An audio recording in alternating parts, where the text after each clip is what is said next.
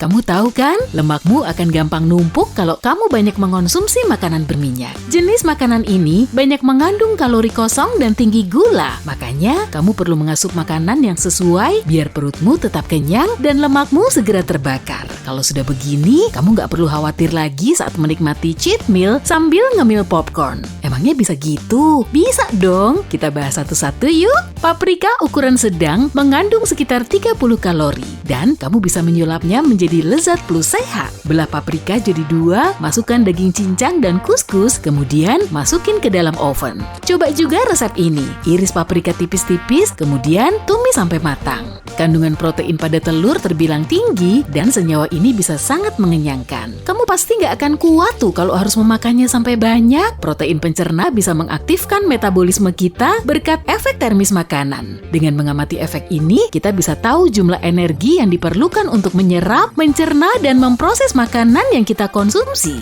Untuk menjalankan fungsinya, efek termis makanan memerlukan sekitar 10% asupan kalori. Jadi kalau asupan kalorimu berkisar di angka 2000 setiap hari, tubuhmu akan ngebakar 200-nya saat kamu makan, kemudian mengubahnya menjadi energi untuk menjalankan proses lain dalam pencernaan. Kalau kamu nambahin bahan lain seperti keju, susu murni, dan gula saat bikin omelet, efeknya akan lain lagi sih. Yang jelas, telur menjadi salah satu sumber protein terbaik yang bisa kita asup.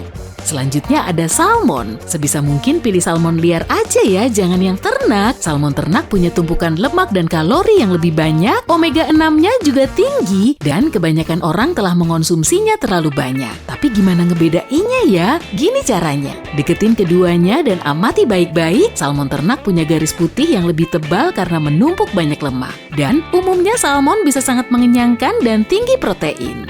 Seledri terdiri dari 95% air, sayuran ini menjadi salah satu makanan yang paling minim kalori tapi cukup mengenyangkan. Di dalamnya juga terkandung berbagai nutrisi penting seperti kalsium, kalium, dan antioksidan. Antioksidan berfungsi memperlambat kerusakan sel tubuh. Nah, tubuh kita melepas radikal bebas dan molekul tak stabil untuk merespon kondisi lingkungan. Kedua materi ini bisa memicu kerusakan sel, jadi kamu perlu mengasup diet seimbang agar tubuhmu tetap sehat. Kamu bisa nyobain seledri dan cocolan rendah kalori sebagai diet sehatmu. Pakai saus salsa aja sebagai pilihanmu, karena umumnya saus ini cuma mengandung 130 kalori. Kalau kamu mau pakai saus pedas juga bisa kok. Saus ini nggak punya kandungan kalori, jadi cocok banget dipasangin sama makanan tinggi protein seperti tuna, telur, dan ayam.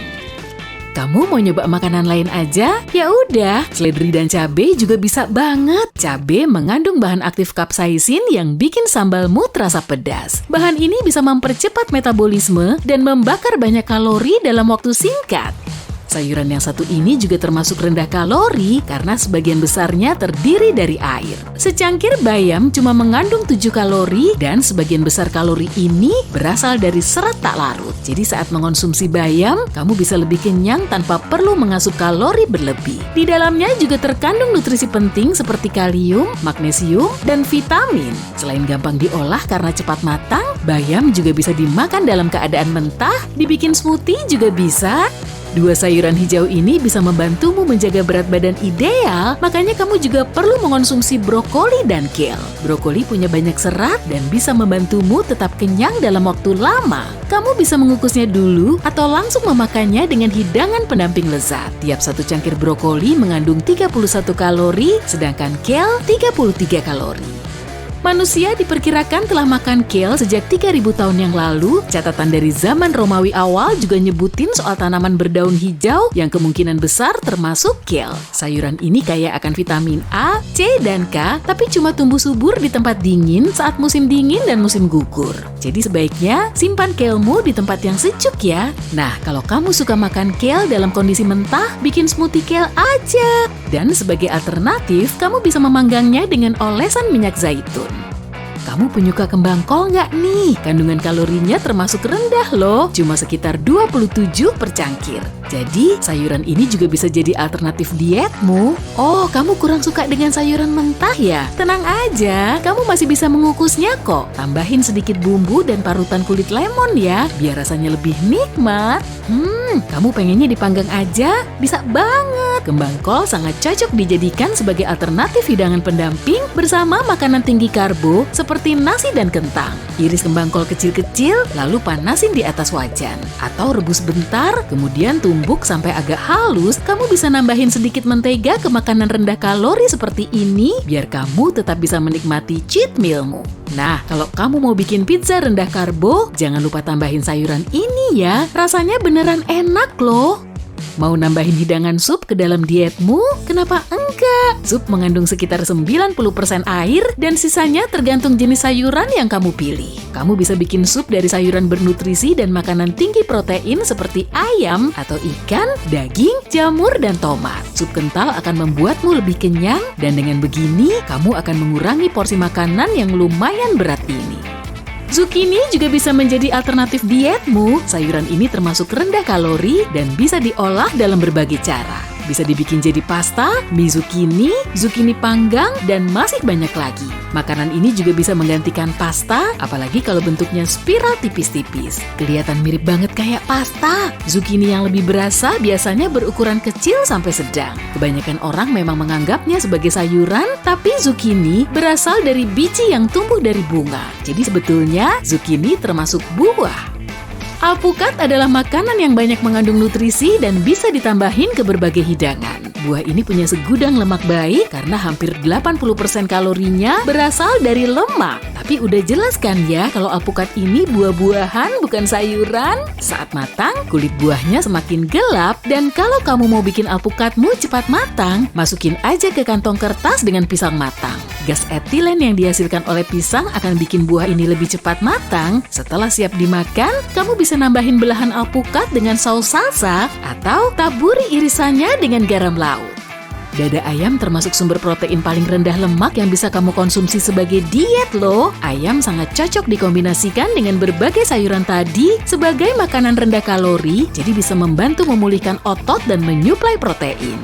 Snack sehat itu beneran ada loh, contohnya kacang. Makanan ini bisa jadi sumber lemak dan protein sehat sehingga bisa membuatmu kenyang lebih lama.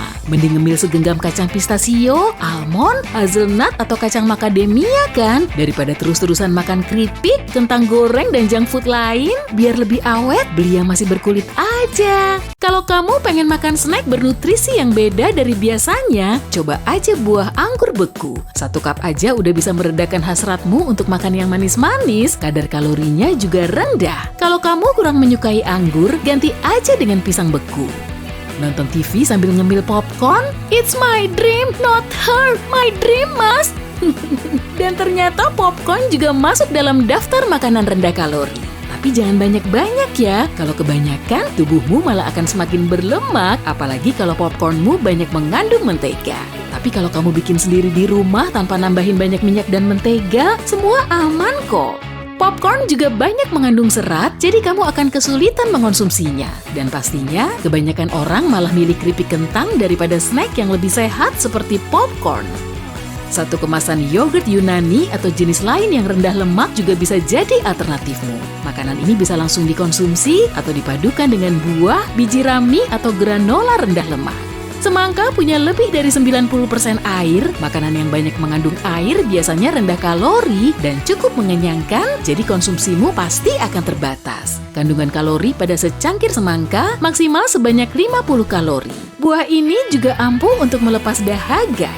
Selain banyak airnya, makanan ini juga bisa dikonsumsi dalam jumlah banyak serta bisa dijadikan sebagai bahan salad. Timun mengandung vitamin A, beta-karotin, dan serat. Iris timun tipis-tipis, lalu taburin sedikit garam. Nah, ini poin pentingnya. Gak apa-apa kok kalau kamu sesekali tergiur dan nyobain makanan favoritmu, asalkan kamu tetap menjalankan diet sehatmu, semuanya aman. Oke, sip!